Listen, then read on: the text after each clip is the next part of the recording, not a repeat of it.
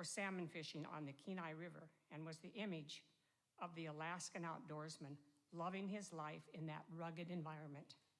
Bix came from a family of 6 children, and he and his wife had 6 children. I like this for him.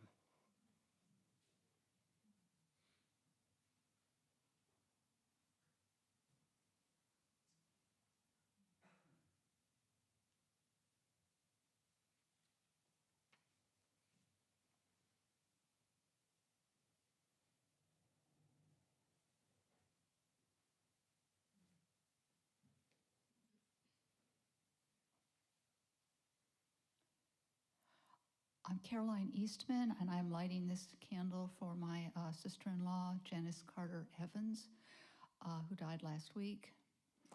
Her family, her 4 children, 6 grandchildren, were able to join in a true celebration of life in the form of a picnic. I'm sorry I was not able to be there, but almost all of her family was. So this candle is for Janice.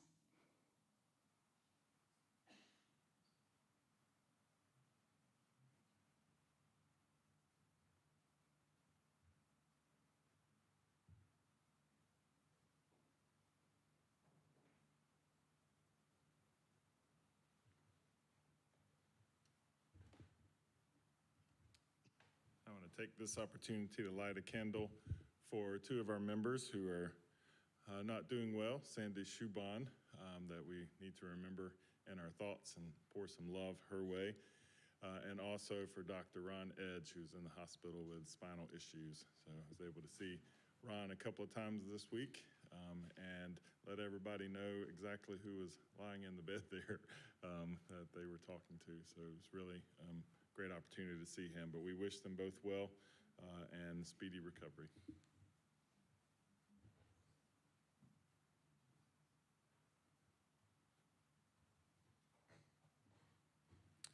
And we always create a space in this moment for those joys, those concerns that are silent and not ready to be shared out loud. I invite you to take just a minute, a few deep breaths, and think about those concerns, those things that have been shared in this community, the celebrations that we are bringing into this place as well.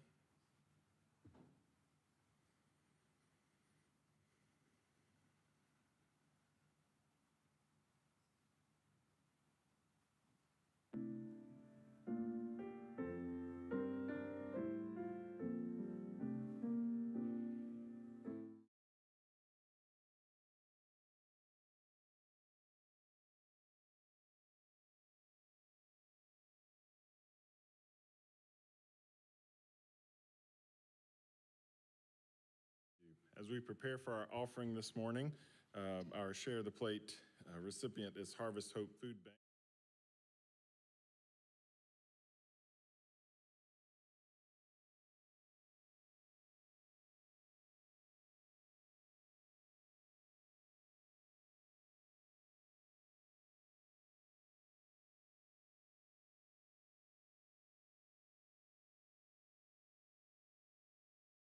Harvest Hope at Food Bank.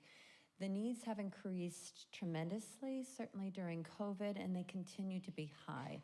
So anything you can do to help them out, either physically in person or certainly giving the gifts of monetary gifts, that would be most appreciated.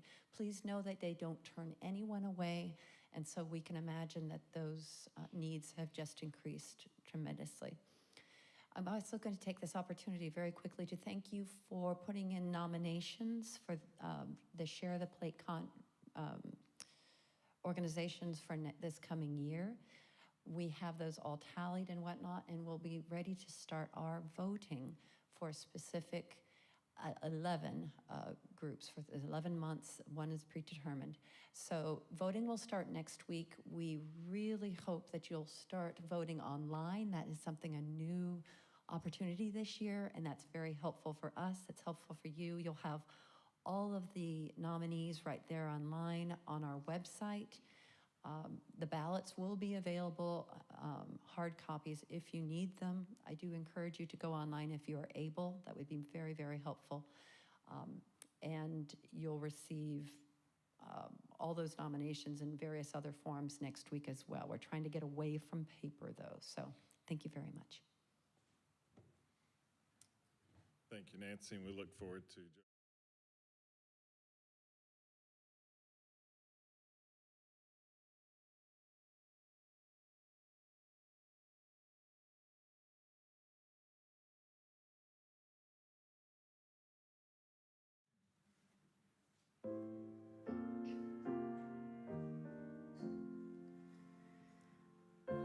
As we sing of hope and joy today,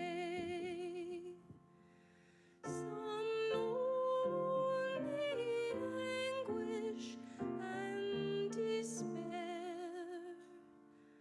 How can we lift our voices in this way while some have pain and misery to spare? If a crumbling world we would renew,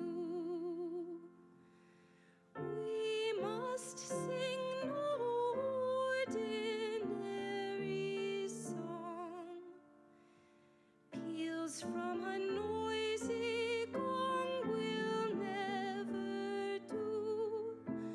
Its harmony, breath, compassion must belong. Sing of joy while hammering each nail. Sing of hope while pulling every weed. So shall we sing together and prevail. May every Alleluia bear us seed.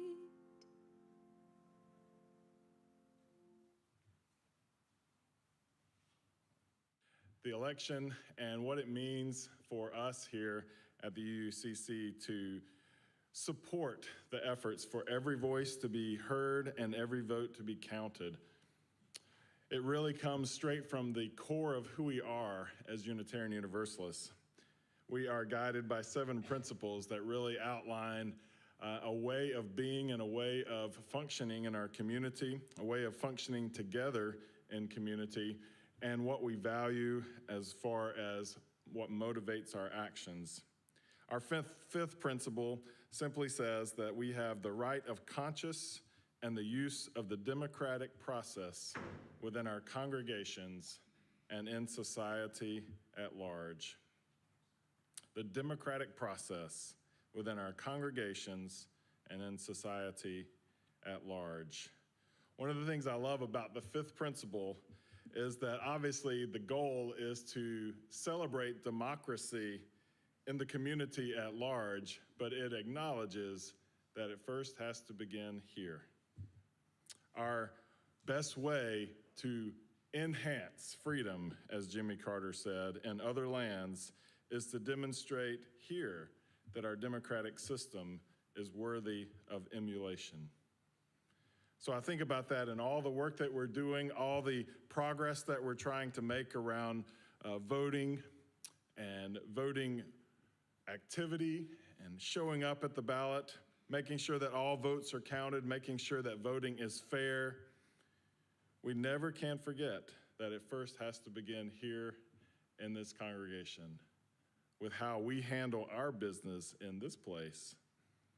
And then it moves out into the greater community. The right of conscience, the use of the democratic process within our congregations, and then in society at large.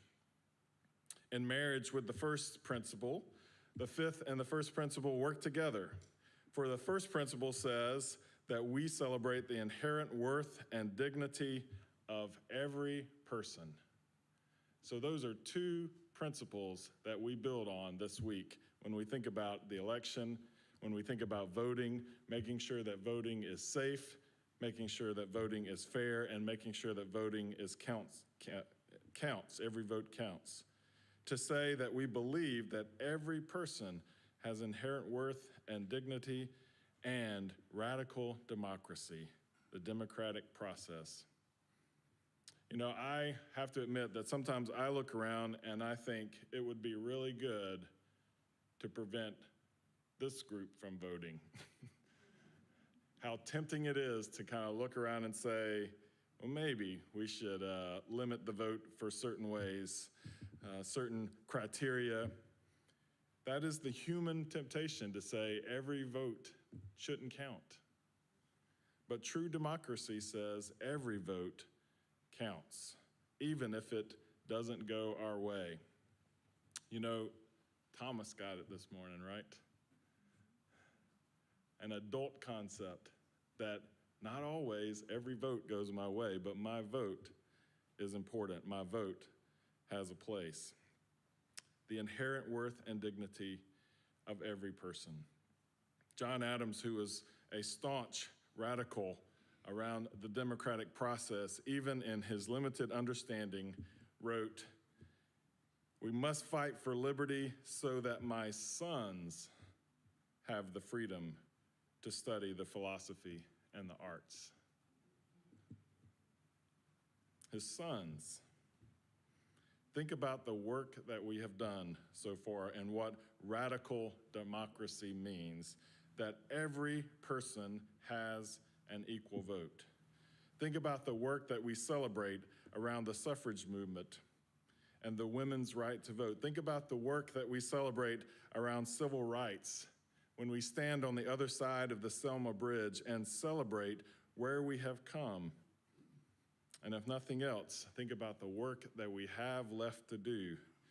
And the Social Action Committee has been working really hard over the past few weeks to make sure, even in this day and age, that every vote still gets counted. Every vote is fairly received. We are showing that our struggle is made powerful in the ballot. And where democracy holds sway, then the ballot trumps all. On the other side of Selma, Dr. King said, "Give us the ballot, and we won't have to worry about people securing their basic rights. Give us the ballot, and we can have confidence in the leaders we call to serve us. Give us the ballot, and we have cause to join in the mighty work of building a beloved community that serves us all."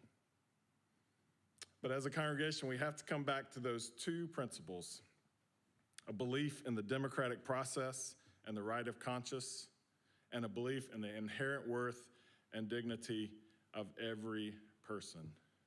We have to radically believe in both of those things.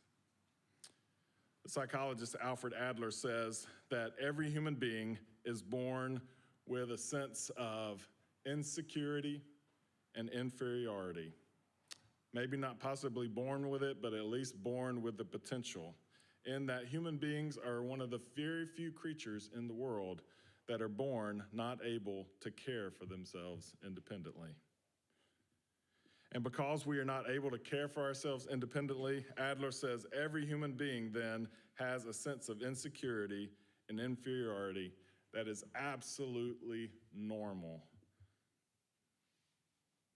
I try to convince teenagers all the time when they are walking through high schools, my own children and other children that we're talking to, when they're walking through high schools what make you feel so insecure, so inferior, to say everybody feels that way and it's absolutely normal. I also, by the way, do that here from time to time, have to remind myself and others when we walk into this place and this congregation, and any moment we can start feeling inferior or insecure, to remind ourselves that everybody is battling that on some level.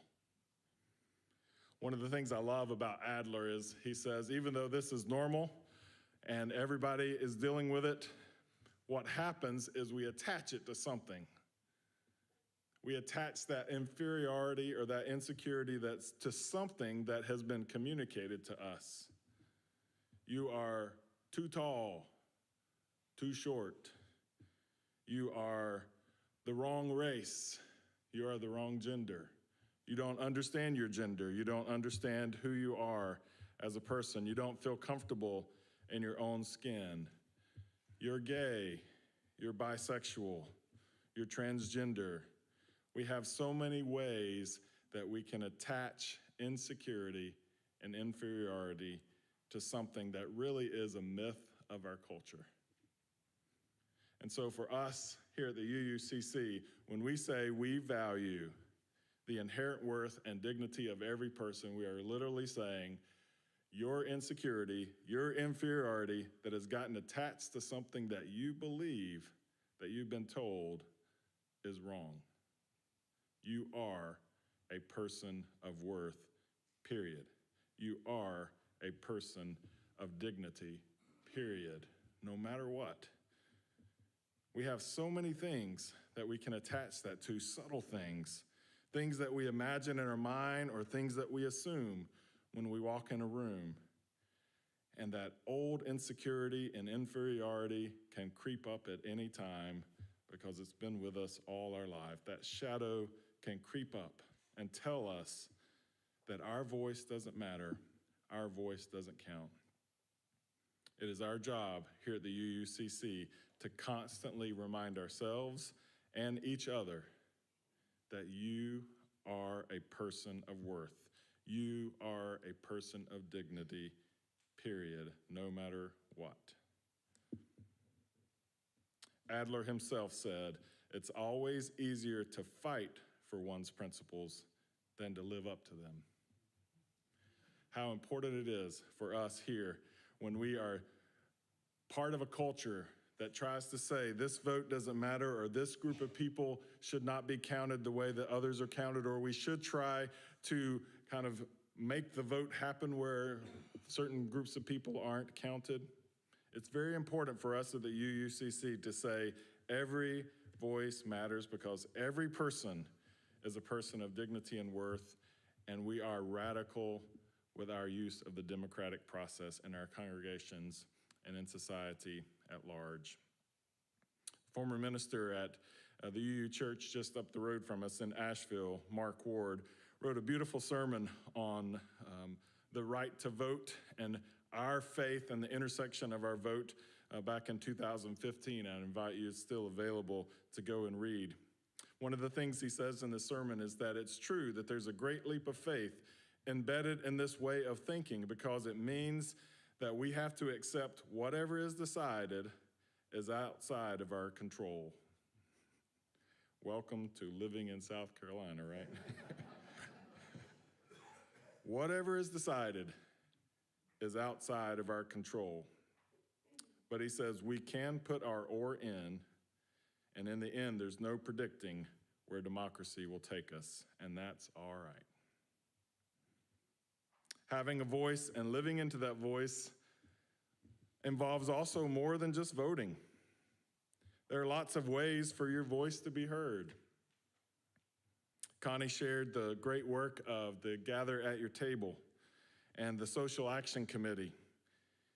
I invite you to stop by that table. It's beautifully decorated back there, and you have a place at that table and learn about the ways that you can be involved in the great work of social action in our communities.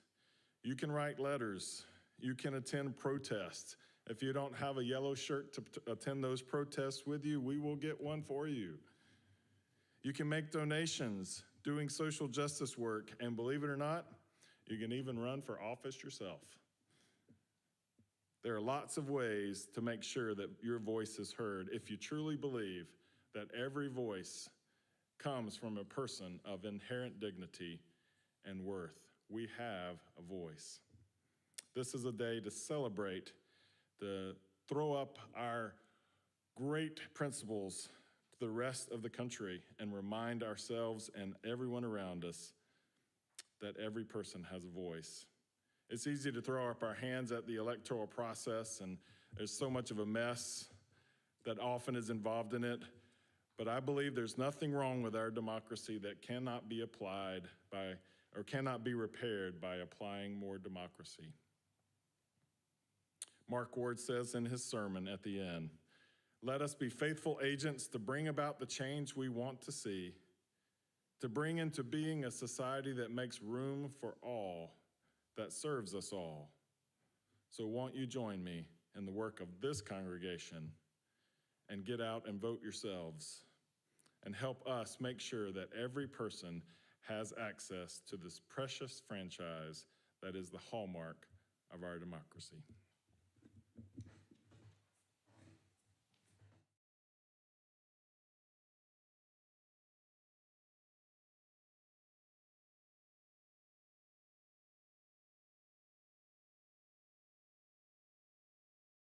Who are willing and able.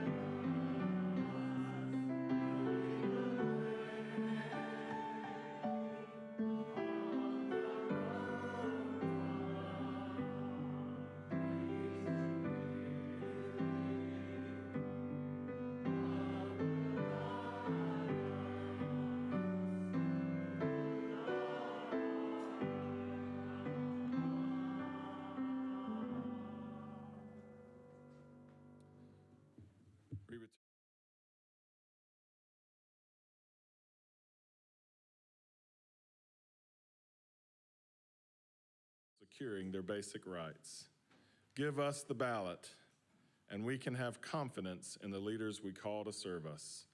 Give us the ballot, and we can have cause to join in the mighty work of building a beloved community that serves us all. Please join in singing our congregational benediction.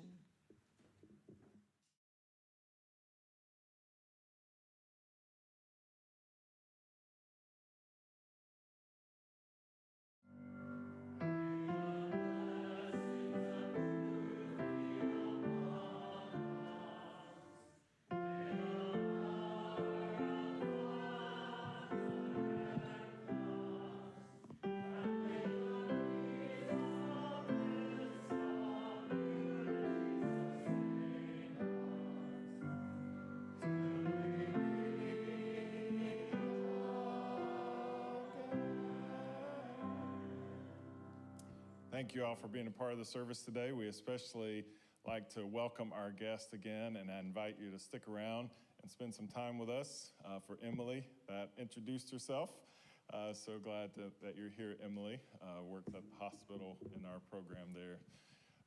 give us a chance to get to know you, and you get a chance to get to know us, and hopefully we'll be on our best behavior when you do so. Right, UUCC? Whatever that means. We're going to take a few minutes to spend some time gathering and enjoying some fellowship, and then we will assemble ourselves for the congregational conversation afterwards. Thank you for being here.